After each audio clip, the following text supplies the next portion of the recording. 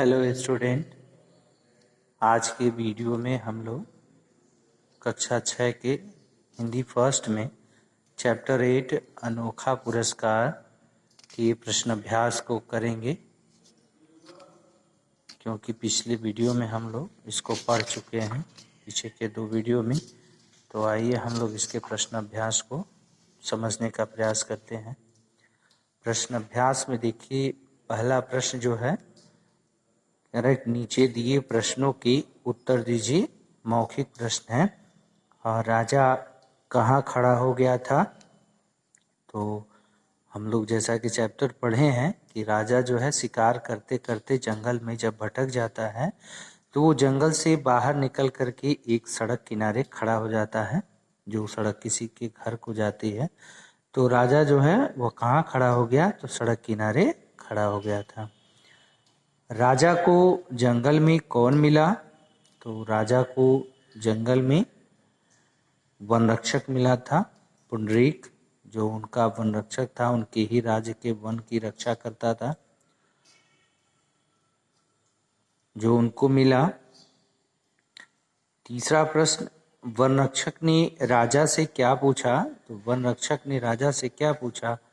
One रक्षक ने राजा से उसका नाम, पता और क्या काम करते हो, ये चीजें पूछा उनसे।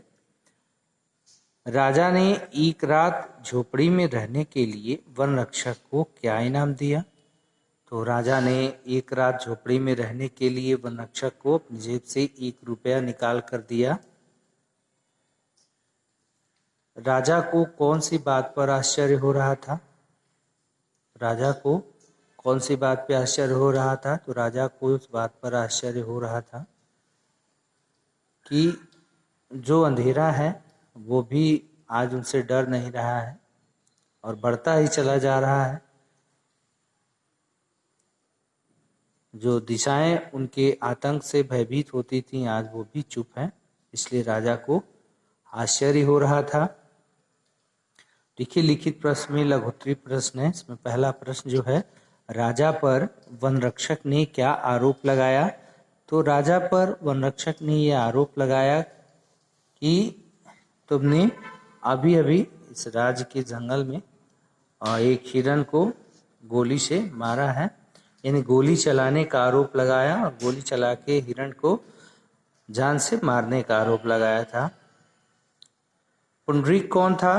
तो पुंडरीक उनकी ही राज्य का एक वन रक्षक था, जो उनके वनों की रक्षा करता था।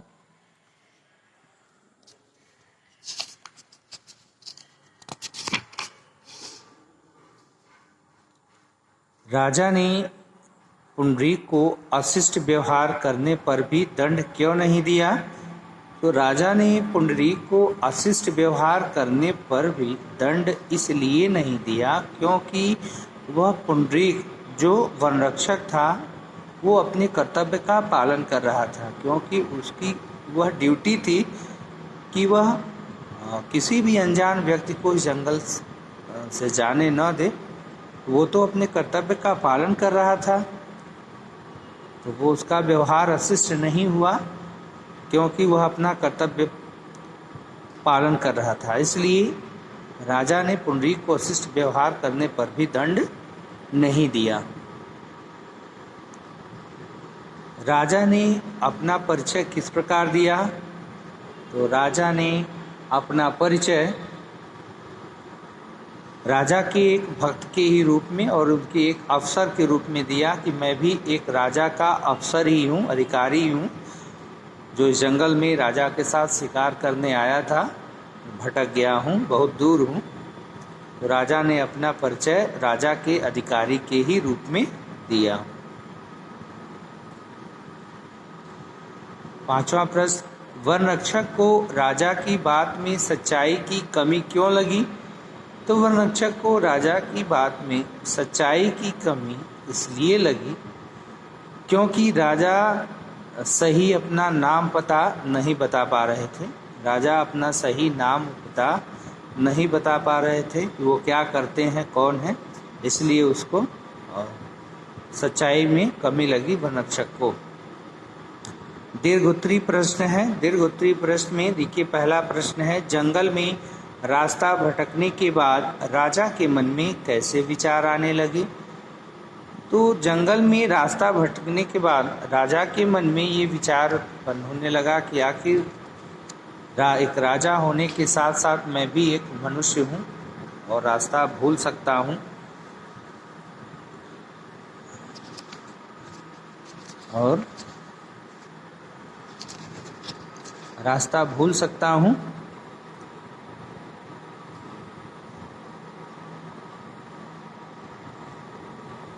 मैं राजा हूँ, आश्चर्य है, अंधेरा मेरी कुछ भी परवाह नहीं करता, वह बढ़ता ही आ रहा है। मामूली आदमी की तरह मैं भी भूल भटक सकता हूँ। पूर्व पश्चिम उत्तर दक्षिण दिशाएं भी जो मेरा आतंक मानती थी, इस समय सब चुप हैं और दरबार में बढ़ बढ़ कर बातें करने वाली मेरी बुद्धि इस समय नहीं बता सकती कि मैं किधर जाऊं। ये सब बातें जो है राजा सोच रहे थे, उनके मन में ऐसे विचार उत्पन्न हो रहे थे। राजा को किस प्रकार की उत्तर देने का अभ्यास नहीं था। तो राजा को किस प्रकार के उत्तर देने का अभ्यास नहीं था, फिर राजा को अपना नाम पता बताने का अभ्यास नहीं था। इस प्रकार की प्रश्नों के उत्तर देने का उनको अभ्यास नहीं था कि वो अपना नाम बताएं, पता बताएं, क्या करते हैं वो बताएं। तो ऐसे प्रश्नों के उत्तर देने का अभ्यास राजा को नहीं था। पुंडरीक को राजा की वास्तविकता का पता किस प्रकार चला। तो पुंडरीक किस प्रकार जाना कि राजा जो है, ये आदमी एक राजा है और वो भी उसका ही राजा। पुंडरीक को राजा की वास्तविकता का पता तब चला जब एक सरदार घोड़े पर सवार होकर के वहां पहुंचा और उसने कहा, महाराज आप कुशल से तो हैं, मैंने आपके लिए सारा जंगल छान मारा। और ये बातें सुनकर के पुंडरीक की आंखें फटी की फटी रह गईं। वो आश्चर्य में पड़ गया और घुटने टेक करके अपनी गलती की माफ़ी मांगने लगा। तो आपको बस यहाँ पर इतना ही लिखना है कि पुंडरीक को राजा की वास्तविकता का पता किस प्रकार चला। तो पुंडरीक को राजा की वास्तविकता का पता सरदार के आने पर चला। जब सरदार ने पूछा, महाराज आप सकुशल तो हैं, मैंने आपके लिए सारा जंगल छान मारा। इसके बाद बहुविकल्पी प्रश्न है। बहुविकल्पी प्रश्न में देखिए, सही उत्तर चुन करके सही का निशान लगाना है इस पर। मैं राजा का वनरक्षक पुंडरीक हूँ, किसने कहा। तो ऐसा किसने कहा, मैं राजा का वनरक्षक पुंडरीक हूँ, वनरक्षक ने कहा। राजा ने पुंडरीक को क्या कहकर संबोधित किया, राजा का सरदार की राजरत्न की वनरक्षक।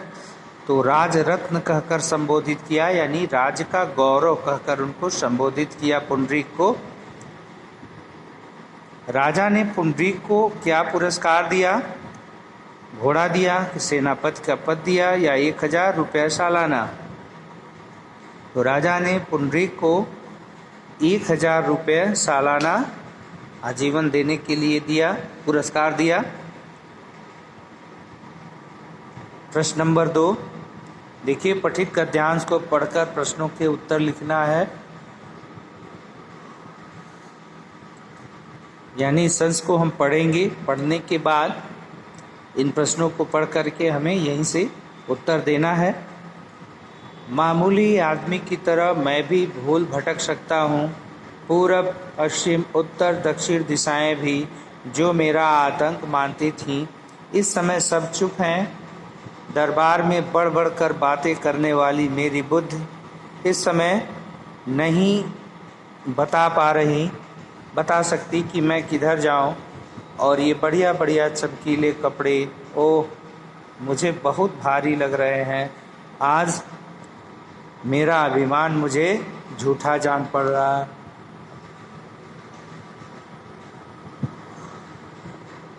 प्रश्न है, आज मेरा सारा अभिमान मुझे झूठा जान पड़ रहा है। ये किसके कथन है, तो ये राजा के कथन है। आज मेरा सारा अभिमान मुझे झूठा जान पड़ रहा है, तो ये राजा के कथन हैं। सॉरी। दूसरा प्रश्न है, कौन किसका आतंक मानती थी? तो दिशाएं राजा का आतंक मानती थी। तीसरा प्रश्न है, उसने कैसे कपड़े पहने हुए थे? तो उसने बढ़िया बढ़िया चमकीले कपड़े,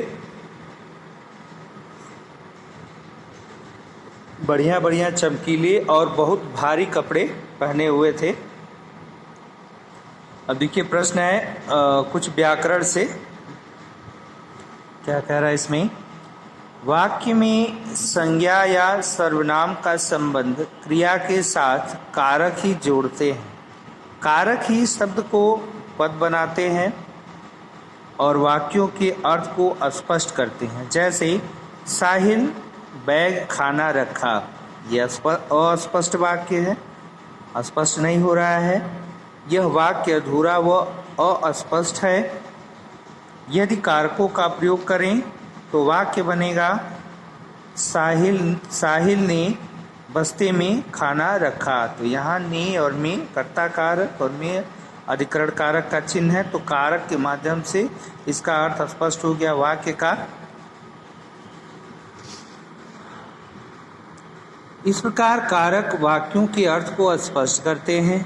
कारक के चिन्हों को परसर्ग या विभक्ति चिन्ह भी कहते हैं। इसके 8 भेद इस प्रकार हैं। देखिए कारक को पहले ही हम लोग पढ़ चुके हैं, जानते हैं इसके बारे में अच्छे तरीके से। कारक 8 होते हैं, ये इनकी विभक्तियां हैं। इनको परसर्ग कह लें, विभक्ति कह लें, कारक चिन्ह कह लें, सब ये एक ही होते हैं। कर्ता का कारक चिन्ह या विभक्ति या परसर्ग क्या होगा? ने है। कर्म का को करण का से के द्वारा संप्रदान को के लिए अपादान से संबंध का के की और रा रे री होता है। अधिकरण में पर संबोधन हे अरे ओ। अब कह रहे हैं नीचे दिए रंगीन शब्दों के सही कारक भेद पर सही का निशान लगाना है। घमंडी का सिर हमेशा नीचा होता है। घमंडी का यहाँ पर का आया है और का हम जानते हैं कि संबंध कारक का है। देखिए यहाँ पर का के की, तो यह संबंध कारक होगा। कर्म अधिकरण संबंध कारक, ये संबंध कारक होगा। वनों की सुरक्षा के लिए कदम उठाने चाहिए, तो सुरक्षा के लिए यह किसका है? संप्रदान कारक का है। यहाँ पर देखिए, तो यह संप्रदान कारक हो जाएगा। उसके बाद वह ही जंगल में सबसे श्रेष्ठ है, तो वह ही जंगल में अभी हमने पढ़ा है कि यह अधिकरण का कारक का चिन्ह है, तो यह अधिकरण कारक हो जाएगा। उसके बाद घ में देखिए बल से अधिक काम करने का नुकसान ही होता है, तो यहाँ पर बल से में अपादान कारक होगा। अधिकरण संबोधन अपादान कारक, अपादान कारक हो जाएगा। हे ईश्वर दया करना, हे ईश्वर यानी ये संबोधन है, ये संबोधन कारक हो जाएगा। अब हम आते हैं प्रश्न नंबर 2 में। नीचे दिए समूहवाची शब्दों के लिए उचित विकल्प चुनकर सही का निशान लगाइए। अरे भक्तों की, तो भक्तों की श्रृंखला की मंडली, भक्तों की मंडली, श्रृंखला नहीं होती मंडली होती है। लोगों की जोड़ी तो होगी नहीं, जोड़ी मतलब 2 ही लोग, यहाँ लोग हैं, कई लोग हैं, तो यहाँ भीड़ होगा। लोगों की भीड़, भेड़ बकरियों का टुकड़ी, टुकड़ी नहीं होगी, क्या होगा? रेवड़, झुंड, ठीक है। भेड़ बकरियों का झुंड होता है, रेवड़ कहते हैं इसको। पर्वतों की श्रृंखला, न की कड़ियाँ, श्रृंखला सही है। नोटों की गड्डी और यह लच्छी, तो यह गड्डी होगा, नोटों की गड्डी होती है, लच्छी नहीं होती। फूलों का टुकड़ी नहीं, फूलों का गुलदस्ता, फूलों का गुलदस्ता। देखिए प्रश्न नंबर 3, नीचे दिए शब्दों के लिए समास विग्रह कीजिए। समास विग्रह करना है, समास भी हम लोग पढ़ चुके हैं व्याकरण में। देखिए जन्मांध, जन्मांध कैसे विग्रह करेंगे, जन्म से अंधा यानी ये, और तत्पुरुष समास है। तत्पुरुष समास में कौन सा है, करण तत्पुरुष है, क्योंकि जन्म से अंधा, किससे अंधा, जन्म से अंधा। इसमें क्रिया के होने के साधन का पता चलता है, सी और की द्वारा इसका चिन्ह है करण कारक का। यहाँ पर करण तत्पुरुष समास होगा। नीलकंठ, नीलकंठ देखिए इसमें यहाँ पर समास में हम लोग पढ़े हैं कि हमारे विग्रह करने पर निर्भर करता है कि ये कौन सा समास होगा, तो हमें बस विग्रह करना है। नीलकंठ, तो नीला है जो कंठ, यहाँ पर कर्मधारय हो जाएगा विशेषण विशेष। और अगर हम इसका विग्रह कर देंगे कि नीला है कंठ जिसका, अर्थात तो वहाँ शिव, तो यहाँ पर ये बहुब्री हो जाएगा, यानी दोनों हो जाएंगे। लेकिन निर्भर किस पर करेगा, ये हमारे विग्रह करने पर निर्भर करेगा। वन रक्षक, वन का रक्षक संबंध हो जाएगा। महावीर, महान है जो वीर, अर्थात महान है वीर जो, अर्थात करेंगे महान है वीर जो, तो जो करेंगे तो बहुब्री हो जाएगा। और महान है जो वीर, ठीक है, यहाँ पर कर्मधारय हो जाएगा विशेषण विशेष, क्योंकि महानता इसकी है, वीर की है, विशेषण है। महाराजा, महान है जो राजा, या महान है राजा जो। महात्मा, महान है आत्मा जो। राजकुमार, राजा का कुमार, राजकुमार। प्रधानमंत्री, प्रधान है मंत्री जो, या प्रधानमंत्री है जो, ठीक है। अब आते हैं देखिए चौथा, नीचे दिए पुनरुक्त शब्दों की सहायता से वाक्य पूरे कीजिए। पीछे पीछे, सुबह सुबह, तरह तरह, सुनते सुनते, ऊंची ऊंची। नेहा लोरी, नेहा लोरी सो गई, यानी लोरी को सुनते सुनते सो गई, ये सुनते सुनते हो जाएगा। तुम्हारी कक्षा चलेगी, तो तुम्हारी कक्षा भाई पीछे पीछे नहीं चलेगी, तरह तरह नहीं, ऊंची ऊंची नहीं, सुबह सुबह चलेगी। तुम्हारी कक्षा सुबह सुबह चलेगी। बगीचे में तरह तरह के फूल खिले थे। शहर में इमारतें थीं, तो इमारतें ऊंची ऊंची इमारतें थीं। सीता राम के चलने लगी, पीछे पीछे चलने लगी। के बाद दिए गए शब्दों के लिए उचित भाववाचक संज्ञा सुनकर सही का निशान लगाइए। अरुण शब्द है, इसको भाववाचक, यहाँ पर अरुणिमा हो जाएगा, अरुणिमा भाववाचक इसका अरुणिमा हो जाएगा। मुस्कुराना, मुस्कुराना का मुस्कुराहट हो जाएगा भाववाचक। बनना, बनावट भाववाचक होगा। बूढ़ा, बुढ़ापा। अहंग, तो अहंकार, ठीक है। इसके बाद प्रश्न नंबर 6, तरह कि इनमें से कौन सा शब्द परिवार का नहीं है।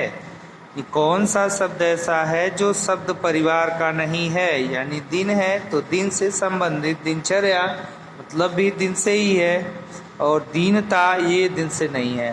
दैनिक जो है ये भी दिन से मतलब है, यानी दो जो है ये हम टिक करेंगे। परिवार का जो नहीं, यानी दीनता, दीनता का अर्थ जो है गरीबी से है, दरिद्रता से है। क्षमा, क्षमा क्षमता तो है नहीं, कैपेसिटी पावर ये अलग चीज़ है। और क्षमादान, क्षमा पूर्वक, ये दोनों इस परिवार के हैं, सेम है। यहाँ पर क्षमता को हम टिक कर देंगे। चिंता, तो चिंतित सही है, और यहाँ चिंतापूर्ण ये भी हो जाएगा।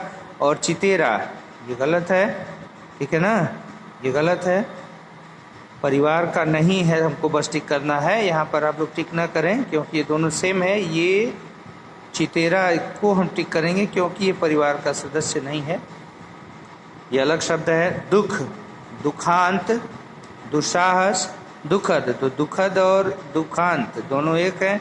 दुस्साहस यानी हिमाकत, तो ये अलग वर्ड है, इसको हम टिक कर देंगे। उसके बाद जेब है, तो जेब्रा, जेब खर्च और जेब घड़ी, तो जेब खर्च जेब घड़ी, ये जेब्रा अलग चीज़ है, ये जानवर है, ठीक है। तो स्टूडेंट अब आज के वीडियो में बस इतना ही। अब आगे के वीडियो में आगे के भाग को लेकर के हम फिर उपस्थित होंगे। तब तक के लिए student take care, bye bye.